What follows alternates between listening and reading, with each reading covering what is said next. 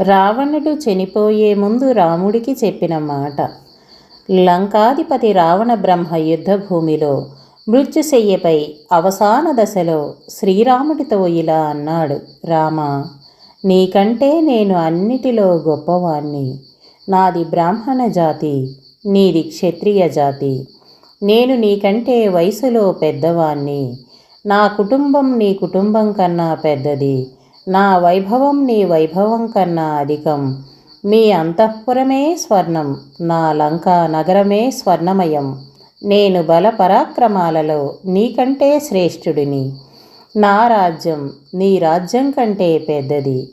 ఇన్ని శ్రేష్టమైన విజయాలు కలిగి ఉన్న యుద్ధంలో నీ ముందు ఓడిపోయాను.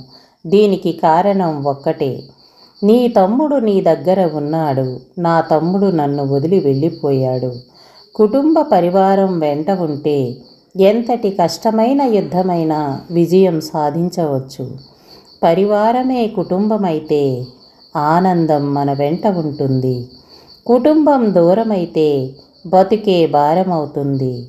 రావణ బ్రహ్మ లాంటి వాడే వాటమి పాలయ్యాడంటే మనలాంటి వాళ్ళ బతుకెంత.